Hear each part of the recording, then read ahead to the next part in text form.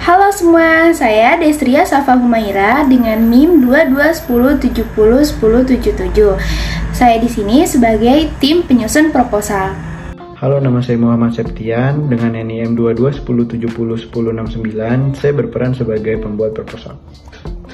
Perkenalkan, nama saya Putri Aprianti dengan NIM 22107072 sebagai editor. Halo, perkenalkan nama saya Nomi Sara Tambunan dengan NIM 2210701066. Di sini saya bertugas untuk menyampaikan materi. Perkenalkan, nama saya Nadifa Yusyanadin dengan NIM 2210701073 dengan peran pembaca materi. Perkenalkan, saya Sabrina Ratu dengan NIM 2210701057 sebagai pembaca materi.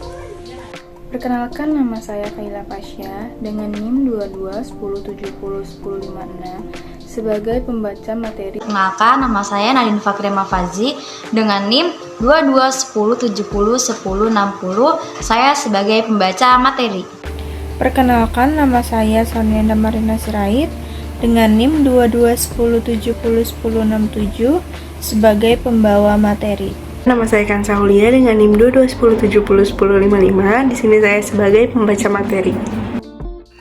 Perkenalkan, saya Salma Anggraini dengan NIM 2210701075 sebagai pembaca materi.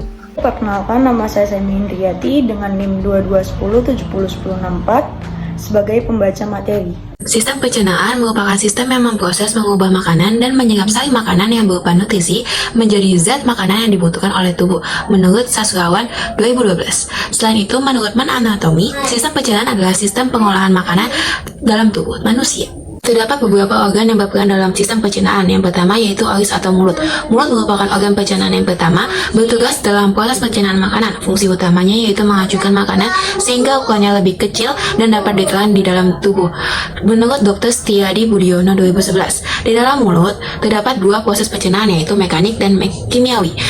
Proses mekanik dilakukan oleh gigi dan proses kimiawi dilakukan oleh beberapa enzim yaitu petialin, amilase, dan maltase. Organ selanjutnya yaitu esofagus atau kerongkongan. Setelah makanan dikunyah di dalam mulut, makanan akan melewati esofagus. Esofagus merupakan saluran pencernaan yang menghubungkan antara mulut dengan lambung, sehingga fungsi esofagus adalah menyalurkan makanan dari mulut ke lambung. Nah, yang selanjutnya itu adalah lambung. Apa sih itu lambung? Lambung adalah suatu kantong penyimpanan makanan yang berbentuk seperti huruf J. Nah, coba kalian lihat. Nah, di sini tuh di lambung tuh terdapat otot sfinkter. Nah, apa sih fungsinya otot sfinkter? Fungsinya untuk membuka dan menutup mulut lambung supaya makanan tidak masuk lagi ke esofagus. Nah, lambung itu dibagi menjadi tiga. Yang pertama ada kardiak, yang kedua ada fundus, yang ketiga ada pylorus. Kalian bisa lihat di sini ya. Nah, sekarang apa aja sih zat-zat yang berperan di dalam lambung? Yang pertama itu ada asam klorida, ada enzim pepsin, dan enzim renin. Apa sih kerjanya zat-zat tersebut? Nah, asam klorida itu berperan untuk mengubah pepsinogen menjadi pepsin. Nah, pepsinogen ini adalah pepsin yang belum aktif. Nah, kalau enzim pepsin itu berfungsi untuk mengubah protein menjadi pepton. Nah, kalau renin ini mengubah protein susu. Setelah makanan masuk ke lambung, selanjutnya makanan masuk ke usus halus. Nah, usus halus itu dibagi menjadi tiga, teman-teman. Apa aja sih? Yang pertama itu ada usus 12 jari atau duodenum. Yang kedua itu ada usus kosong atau jejunum. Yang ketiga itu ada usus penyerapan, yaitu ileum. Nah, di dalam duodenum itu bermuara getah-getah pencernaan yang berasal dari pankreas dan hati.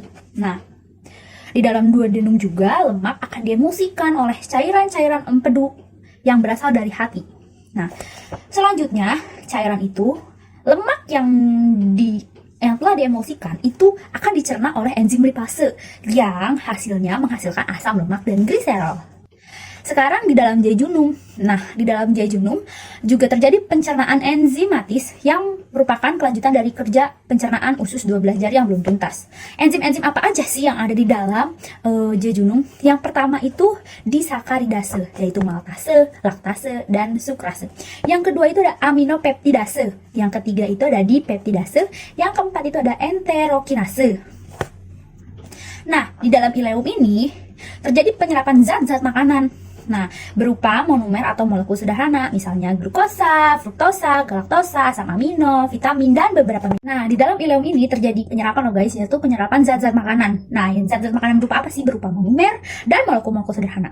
Misalnya glukosa, fruktosa, galaktosa, asam amino, vitamin, dan mineral lainnya. Nah, semua zat makanan ini diserap oleh kapiler darah, sedangkan asam lemak dan gliserol ini diangkut oleh pembuluh limfa.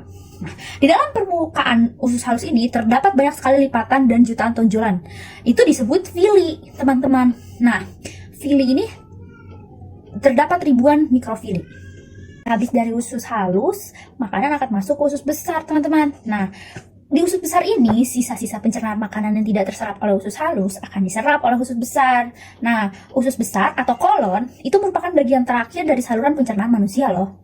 Usus besar terdiri dari 3 bagian. Yang pertama, bagian naik, yaitu ascendent, mendatar, transcendent, dan menurun, descendent. Kalian bisa lihat kan? Nah, di dalam pertemuan usus halus dan usus besar ini, ada umbai cacing dan sekum, atau usus buntu. Apa sih peran usus besar atau kolon? Nah, peran usus besar ini cukup penting loh, yaitu untuk memproses sisa-sisa makanan agar mudah dikeluarkan. Nah, di dalam usus besar juga terdapat banyak sekali bakteri pembusuk seperti E. coli. Fungsinya agar makanan menjadi lunak dan feses mudah dikeluarkan. Rektum dan anus. Rektum adalah sebuah ruangan yang berawal dari ujung usus besar dan berakhir di anus. Anus merupakan lubang di ujung saluran pencernaan di mana bahan bak keluar dari tubuh. Sebagian anus terbentuk dari permukaan tubuh dan sebagian lainnya dari usus. 2. Organ-organ aksesoris. Organ-organ aksesoris adalah organ yang dikenal sebagai organ pencernaan. Aksesoris adalah hati, kandung empedu, dan pankreas.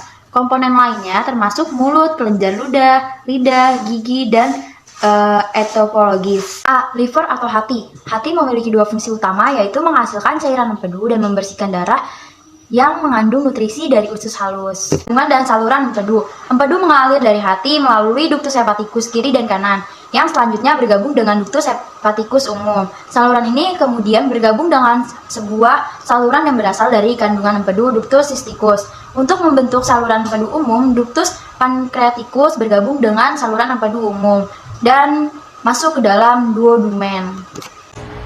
Pankreas ini merupakan organ kelenjar yang memanjang pada dinding posterior abdomen, tepat di belakang lambung yang memiliki beberapa fungsi dalam sistem pencernaan. Pankreas dikelilingi oleh hati, limpa, kantung empedu, dan juga usus kecil. Separuh pankreas juga berada di antara limpa dan lambung, sedangkan bagian lainnya yang disebut kepala terhubung dengan bagian utama usus kecil, yaitu duodenum atau usus 12 jari. Layaknya endokrin, pankreas juga melepaskan beberapa hormon penting bagi tubuh yang mengalir dalam darah, seperti somatostatin, insulin, glukagon, dan pankreatik polipeptid. Pankreas ini juga merupakan salah satu organ di dalam pencernaan yang bertugas melakukan sekresi pada enzim atau getah usus agar dapat mencerna dan menghancurkan makanan. Anatomi pankreas yang berbentuk seperti berudu terbagi menjadi 3. Yang pertama ada kepala. Kepala ini merupakan bagian yang sangat besar atau yang paling lebar dari pankreas. Berada di lengkungan usus 12 jari.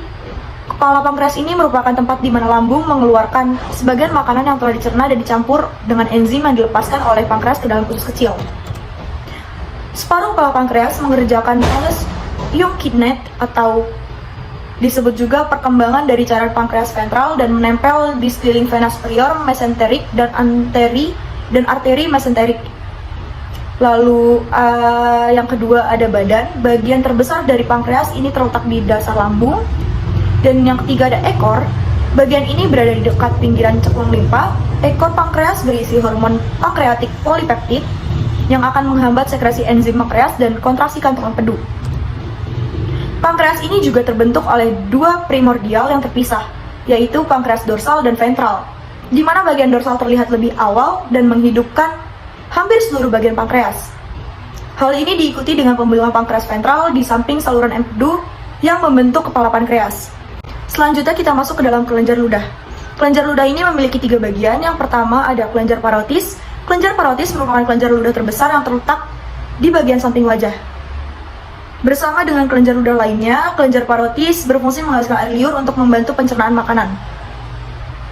Yang kedua ada kelenjar submandibular atau submandibular.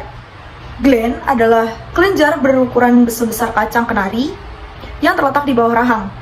Air liur yang diproduksi di kelenjar ini disekresikan ke dalam mulut dari bawah lidah. Lalu yang ketiga ada kelenjar sublingual atau kelenjar yang paling kecil dibandingkan kelenjar lainnya dan berada di setiap sisi lidah dan mulut. Selain itu, lidah merupakan indera pengecap bagi manusia, dimulai dari rasa manis yang ada di depan, lalu disusul dengan rasa asin, lalu ada rasa asam, dan juga di pangkal akan ada rasa pahit yang akan dirasakan saat memasukkan makanan ke dalam mulut. Setelah mempelajari kelenjar-kelenjar yang ada di ludah, kini kita masuk ke dalam bagian organ lain yaitu lidah. Lidah ini berfungsi menekan makanan yang sudah dikunyah ke langit-langit sehingga siap untuk proses menelan. Pergerakan lidah ini di dalam rongga mulut saat mengunyah juga merangsang keluarnya air liur sehingga makanan lebih mudah untuk ditelan. Gigi adalah jaringan tubuh yang sangat keras dibanding dengan yang lainnya. Secara umum, fungsi gigi ini berperan penting dalam mengunyah makanan serta membantu kita agar dapat berbicara dengan jelas. Tanpa adanya gigi, manusia akan sulit memakan makanan yang dimakannya. Menurut tugasnya, gigi termasuk dari sistem pencernaan. Gigi tumbuh di dalam lesung pada rahang dan memiliki jaringan seperti pada tulang. Tetapi gigi bukanlah bagian dari kerangka. Menurut perkembangannya, gigi lebih banyak bersamanya dengan kulit daripada dengan tulang. Untuk itu, keberadaan gigi sangat penting di tubuh manusia. Terdapat beberapa jenis gigi yang tersusun dalam rongga mulut dengan fungsinya masing-masing. Yang pertama, ada gigi seri depan yang bisa kita lihat pada gambar di samping. Gigi seri ini terletak di bagian depan tentu saja, biasanya berjumlah masing-masing 4 di atas dan di bawah, dan berfungsi untuk menggigit makanan. Lalu yang kedua, ada gigi taring. Gigi taring ini mengapit gigi seri dan berjumlah masing-masing 2 di rang atas dan bawah. Gigi taring berfungsi untuk menyobek makanan. Lalu yang ketiga ada gigi geraham depan yang bisa juga disebut dengan premolar. Mengapit gigi taring ini adalah gigi geraham depan yang berjumlah masing-masing 4 buah di atas dan di bawah. Gigi ini berfungsi untuk menghancurkan dan mengunyah makanan. Lalu yang keempat, ada gigi geraham belakang atau bisa juga disebut dengan molar. Terletak di belakang geraham depan, fungsi gigi ini adalah untuk mengunyah dan menggiling makanan menjadi lebih halus. Lalu selanjutnya yang terakhir, ada gigi geraham bungsu. Bisa kita lihat di gambar samping. Gigi ini terletak paling belakang di rahang. Dan pada beberapa kasus, posisinya yang kadang mengganggu gigi lain, menyebabkan gigi ini perlu dicabut. Fungsinya sama dengan gigi geraham belakang. Epiglotis merupakan susunan dari tulang rawan yang terletak di bagian belakang lidah dan terletak di bagian depan laring. Epiglotis memiliki bentuk seperti daun yang tersusun dari tulang rawan, menempel pada batangnya hingga ke bagian posterior dari tulang rawan tiroid dan memproyeksikan secara posterior superior dari tempat menempelnya hingga kepada tulang rawan tiroid. Penempelan ini dapat terjadi karena ligamen tiroepiglotik pada lini tengah, sekitar jalur tengah antara laring dengan tiroid bagian inferior. Bagian atas dari epiglotis ini adalah di bagian belakang dari faringea lidah. Epiglotis memiliki katup yang berfungsi untuk membuka dan menutup saluran pernafasan. Pada saat makan dan minum, katup ini akan menutup sehingga makanan dan minuman tidak masuk ke dalam saluran pernapasan. Mekanisme dalam menelan dan bernapas diatur oleh katup epiglotis serta gerakan laring ke atas sewaktu menelan sehingga saluran kerongga hidung atau saluran pernafasan tertutup rapat. Pada saat proses mencerna makanan, pusat menelan akan menghentikan pusat pernafasan yang keduanya terdapat pada otak. Uvula akan terangkat sehingga mencegah makanan masuk ke dalam sistem pernafasan. Lidah akan mencegah makanan yang masuk kembali ke rongga mulut. Epiglotis ditekan menutupi glotis agar makanan tidak masuk ke dalam sistem pernafasan. Selanjutnya adalah bagian peritoneum. Bagian peritoneum ini adalah membran serosa rangkap yang terbesar di dalam tubuh yang terdiri dari 2 bagian utama, yaitu peritoneum parietal dan peritoneum visceral. Nah, terdapat rongga dari peritoneum yang terletak di antara 2 lapisan peritoneum ini. Ruang atau rongga yang terdapat di antara 2 lapisan ini disebut ruang peritoneal atau kantong peritoneum. Dalam rongga ini berisi lapisan tipis cairan yang melumasi permukaan dari peritoneum. Fungsi dari peritoneum ini adalah untuk membantu dan menyokong organ-organ dalam rongga perut dan juga memungkinkan syaraf, pembuluh darah, dan pembuluh getah bening untuk lewat ke dalam organ-organ. Peritoneum tersusun atas dua lapisan. Yang pertama, lapisan serosa. Lapisan serosa yakni lapisan epitelial yang halus terhadap pada permukaan superficial. Lalu yang kedua, lapisan fibrosa. Lapisan fibrosa terdapat internal dari lapisan serosa dan terdiri dari jaringan pengikat. Disebutkan bahwa lapisan serosa menghasilkan cairan serous atau liquor peritoni yang melumasi kavitas peritonealis, dengan demikian memperlicin gerakan viscera satu terhadap yang lain, atau terutama gerakan intestium. Peritoneum dibagi menjadi 4 bagian. Yang pertama, peritoneum parietal, lalu yang kedua peritoneum visceral, yang ketiga peritoneum penghubung yaitu mesenterium, mesogastrin, mesokolon, mesosigmoidem, dan mesosalpinx. Lalu yang keempat, peritoneum bebas yaitu omentum. Lapisan parietal dari peritoneum membungkus organ-organ viscera membentuk peritoneum viscera. Dengan demikian menciptakan suatu potensi ruang di antara kedua lapisan yang disebut rongga peritoneal. Nah, normalnya cairan yang ada di peritoneal kurang dari 50 ml. Cairan peritoneal terdiri atas plasma ultrafiltrasi dengan elektrolit serta mempunyai kadar protein kurang dari 30 gram. Juga mempunyai sejumlah kecil sel mesatelial, desquamasi, dan bermacam sel imun.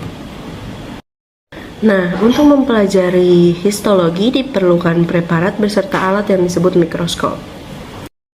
Oke, selanjutnya ada histologi, merupakan ilmu pengetahuan yang mempelajari tentang jaringan tubuh yang dapat menyusun suatu organ. Nah, jaringan epitel, jaringan ikat, jaringan otot, jaringan saraf merupakan jaringan fundamental tubuh.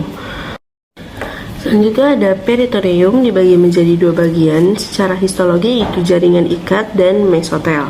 Jaringan ikat atau jaringan submesotel terdiri dari matriks ekstraseluler yang terdiri dari glikoprotein, glikosaminoglikan, proteoglikan, kolagen, fibroblast, makrofag, dan sel mas, serta jaringan lemak.